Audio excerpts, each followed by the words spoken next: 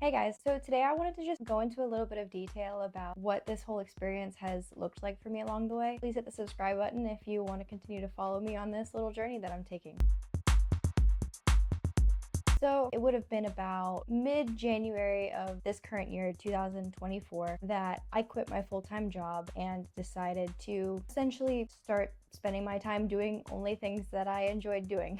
All of this really started probably mid 2023, I would say during the summer, when I realized that pretty much everything I was doing in my day-to-day life was either maintenance or it was just kind of required to continue living. I finished my degree and I moved forward in life kind of on this path that I thought that other people were setting for me, but really it was just me assuming what was the right thing to do. Really, no matter what I did, it was never correct because I wasn't doing what it was that I felt was right. I was doing what I felt was the right thing to do. And somewhere along the way, I realized that there was a whole lot of work that needed to be done on just taking care of me.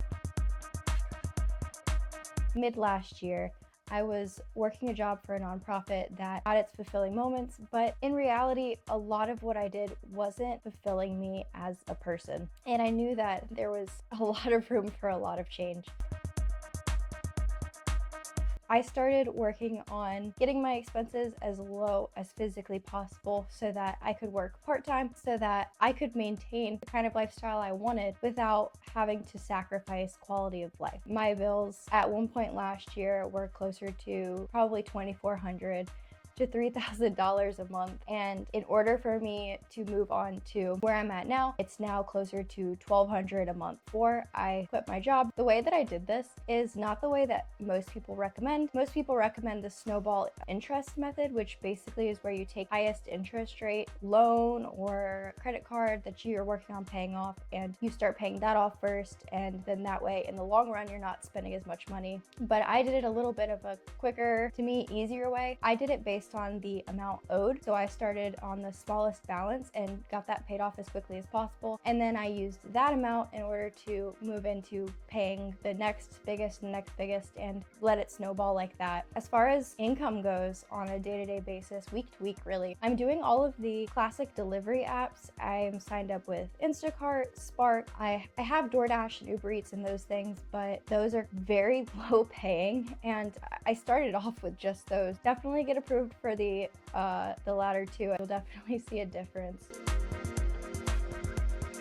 The biggest reason why I wanted to free up so much time in my life is because I felt like all of the things that I really cared about and that were really important were being pushed aside. I wasn't spending time with my dogs. I wasn't spending time with me. Pretty much any time that I was spending by myself was periods of self-loathing or really just this internalized storm of chaos. It's like my body was fighting with itself. Gosh, I'm not doing what I want. I'm so frustrated and unhappy. And I'm not saying that you can't have a full-time job and also have a fulfilled, meaningful life. I'm just saying that for me, where I was at, I needed a lot of help and a lot of time in order to get the help that I needed.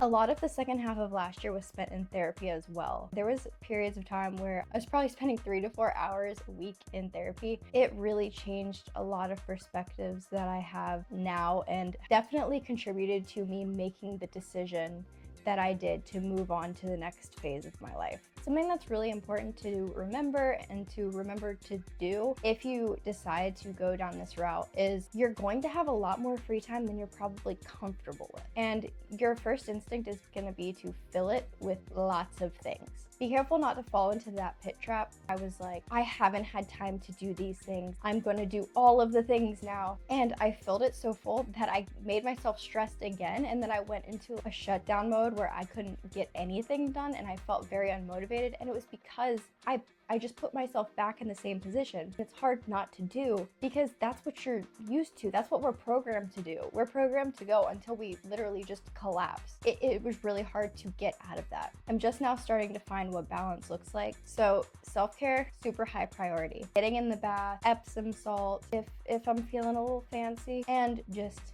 being in there with my thoughts. I know it sounds scary. You're having to literally retrain your brain to be like, hey, I'm doing something that's enjoyable and relaxing And that's it. I'm not seeking validation at this moment. I'm not earning money in this moment. I'm not building relationships in this moment. I am simply being.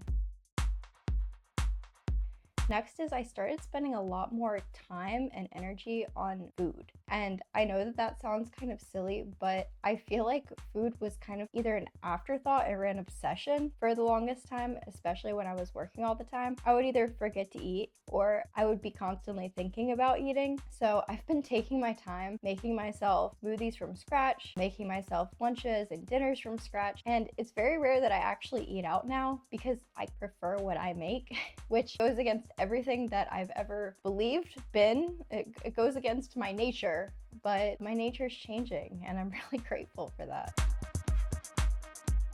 But also making time for the things like YouTube that I really care about. Ever since I was very little, I have cared an extraordinary amount about content creation. I from a very young age realized that that was my passion. That is the thing that brought me the most joy. So something that I promised myself I was going to start spending time on was that creative part of me that wanted to put something out there that other people could see, that I felt good about, and that hopefully other people could enjoy.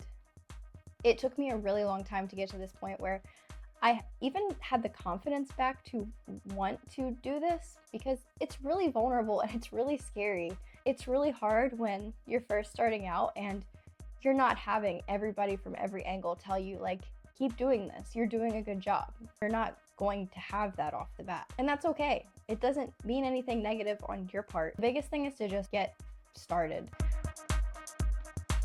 Even if you're not in a position right now to move into a chapter like this in your life, there are always steps you can take to move closer to it. The thought of this being my day-to-day life was just that, a thought a year ago. Whenever you really want something, it's important to just sit down and create a plan to move closer to that. Honorable mention to finally giving up nicotine and alcohol really started to give me my confidence back and also helped me move away from really bad spending habits that weren't just draining me financially, but also like spiritually and physically. Thank you again so much for watching. Definitely let me know if you do implement any of this advice. I would like to know if I have successfully informed or helped someone. So I will see you next week. Bye.